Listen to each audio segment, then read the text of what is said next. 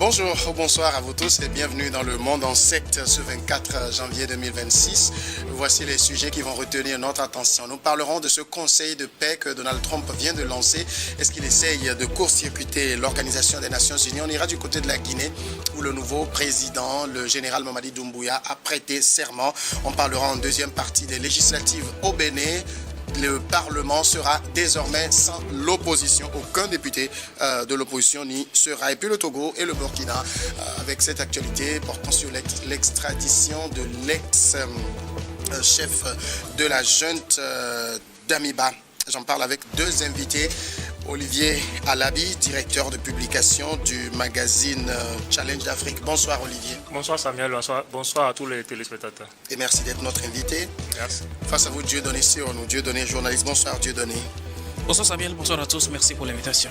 Merci également d'avoir accepté cette invitation. C'est moi. On va commencer donc au plan international. Donald Trump, comme on le connaît, vient de lancer une nouvelle initiative baptisée le Conseil de paix. C'est un conseil qui, selon le président américain, vise à régler un certain nombre de conflits dans le monde. Plusieurs pays ont déjà annoncé leur intention de faire partie de ce conseil.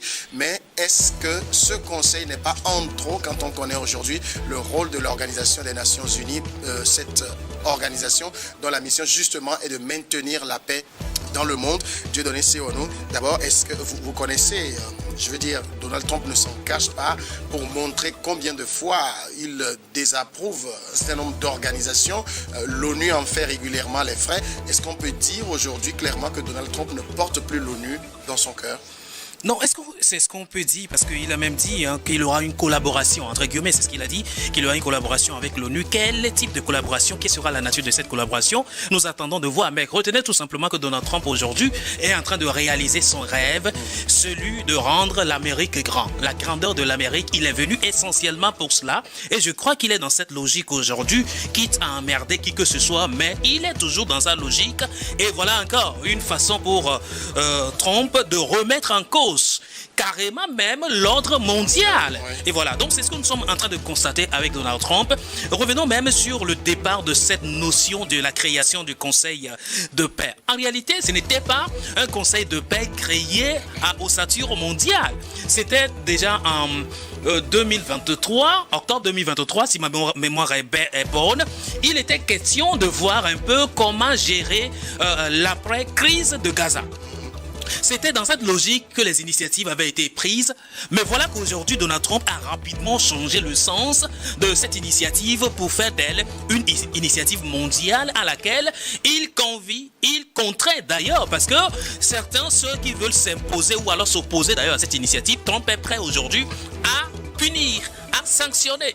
La preuve déjà avec la France, il le dit clairement, si tu ne veux pas répondre à l'invitation, alors les droits de douane sont là. Donc Donald Trump brandit son bâton punitif et appelle le monde entier à s'intégrer, à adhérer d'ailleurs à cette vision, à cette nouvelle vision que lui porte de la paix. Quel type de paix aujourd'hui? Est-ce que véritablement Donald Trump en soi est le symbole de la paix à travers le monde? En tout cas, on sera là pour envisager et voir aussi le profil de ces pays-là qui vont accepter clairement se mettre à table avec Donald Trump pour conduire. Aujourd'hui, c'est bien des pays arabes, et bien le Canada aussi a dit oui, mais avec un principe clair.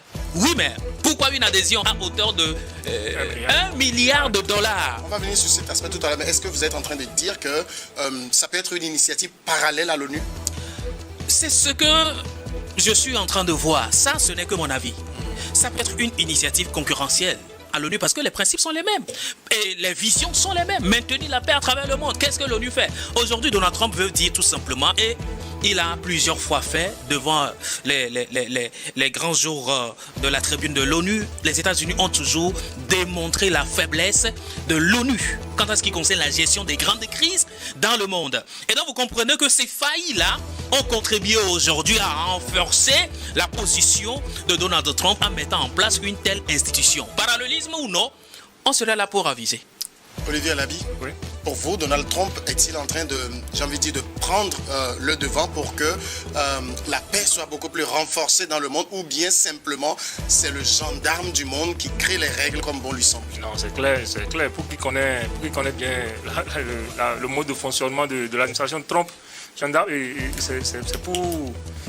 Donald Trump est en train de vouloir créer un instrument à sa guise pour pouvoir régner en patron, contourner l'ONU. Ça c'est clair. Ne pas le voir, c'est passé à côté. Parce que Donald Trump, c'est comme le dit tout à l'heure mon co-débatteur, Donald Trump, je ne pense pas que Donald Trump reflète la paix à travers ses actions.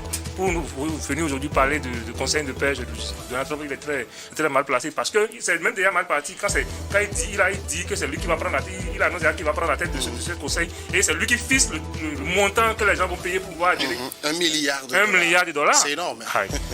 Je veux bien voir le profit des États qui vont siéger. C'est un conseil de paix ou bien un conglomérat de nations riches? Non, c'est un conglomérat de nations riches. D'accord, c'est un conglomérat de nations riches parce que le premier critère est clair. $1 milliard pour droit d'adhésion. $1 milliard. Alors, qui peut y aller s'il n'est pas riche? Alors d'abord, Donald Trump veut rassembler les puissances autour de lui pour faire balloter un tant soit peu le pouvoir européen. Je crois qu'il est dans cette logique-là. Aujourd'hui, tous ces pays-là qui se sont précipités pour dire oui à son initiative ne sont pas des pays, ne sont pas des moindres. En tout cas, jusqu'ici, il n'y a pas encore un pays africain qui soit invité, voilà, officiellement. Sinon, le Maroc, qui aujourd'hui, maghrébin, et qu'on peut qualifier peut-être du pays riche de l'Afrique du Nord, je ne saurais le dire. Alors, Donald Trump est en train de réunir, en tout cas, des puissances autour de lui.